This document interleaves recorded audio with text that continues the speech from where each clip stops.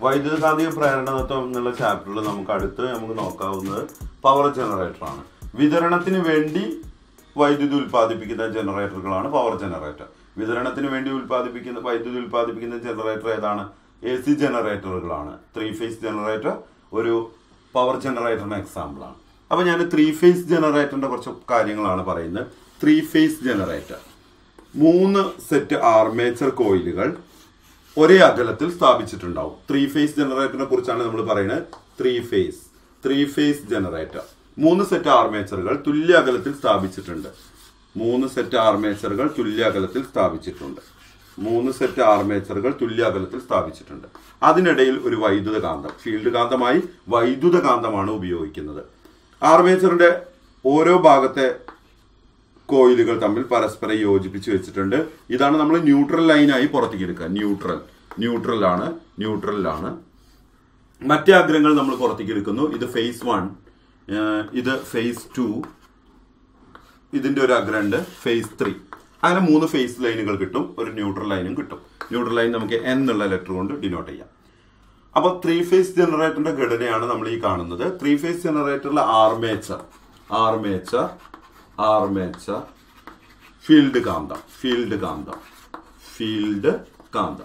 3 face ജനറേറ്ററിലെ field കാന്തം ഒരു വൈദ്യുത കാന്തമാണെന്നുള്ളത് ഓർത്തു വെക്കണം. വൈദ്യുത കാന്തമാണ്.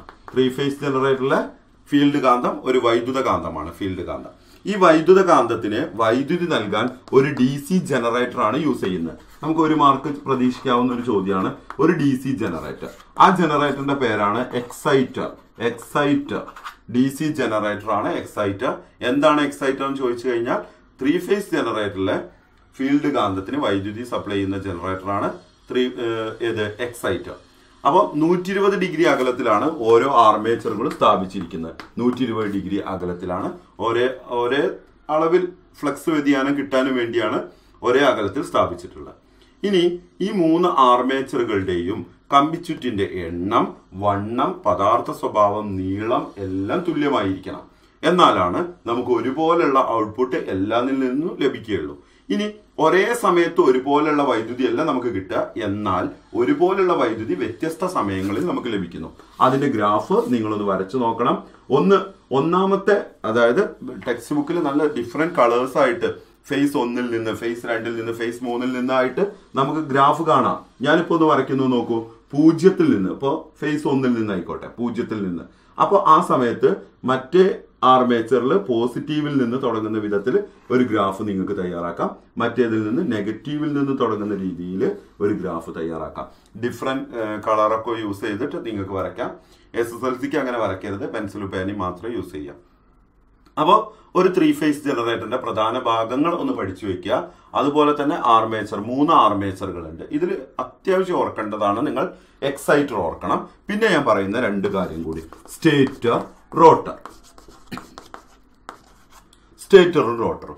അപ്പോൾ ഒരു ജനറേറ്ററിന്റെ നിശ്ചല ഭാഗമാണ് സ്റ്റേറ്റർ. ഒരു ജനറേറ്ററിന്റെ കറങ്ങുന്ന ഭാഗമാണ് റോട്ടർ എന്ന് പറയുന്നത്. അപ്പൊ 3 ഫേസ് ജനറേറ്ററിൽ ആരാണ് സ്റ്റേറ്റർ, ആരാണ് റോട്ടർ? ഇപ്പൊ നമ്മൾ സിംഗിൾ ഫേസ് ജനറേറ്ററും 3 ഫേസ് ജനറേറ്ററും നോക്കുകയാണെങ്കിൽ സിംഗിൾ ഫേസ് ജനറേറ്ററിന്റെ സ്ട്രക്ചർ നോക്കൂ. സിംഗിൾ ഫേസിന്റെ നോർത്ത് കാന്തിക ധ്രുവങ്ങൾ, അതുപോലെ തന്നെ ആർമേച്ചർ. ഇതാണ് ഒരു single phase generator. Single phase AC generator ആണ് നിങ്ങൾ ഈ കാണുന്നത്. ഇതില് സ്റ്റേറ്റർ ആണ് ഫീൽഡ് കാന്തം. സ്റ്റേറ്റർ ആണ് ഫീൽഡ് കാന്തം. എന്നാൽ ആർമേച്ചർ റോട്ടർ ആണ്. എന്നാൽ 3 ഫേസിലേക്ക് എത്തുമ്പോൾ സ്റ്റേറ്റർ ആണ് ആര്? ആർമേച്ചർ. സ്റ്റേറ്റർ ആണ്, റോട്ടർ ആണ് ഫീൽഡ് കാന്തം. ഇത് രണ്ടും ACയിലും സിംഗിൾ ഫേസിലും 3 ഫേസിലും വ്യത്യാസമുണ്ട്. സ്റ്റേറ്ററും റോട്ടറും അങ്ങോട്ടും ഇങ്ങോട്ടും മാറുന്നുണ്ട്. അപ്പൊ അതൊന്ന് ശ്രദ്ധിക്കുക. ഇത്രയും കാര്യങ്ങളാണ് നിങ്ങൾ 3 ഫേസ് ജനറേറ്ററിൽ നോക്കാൻ.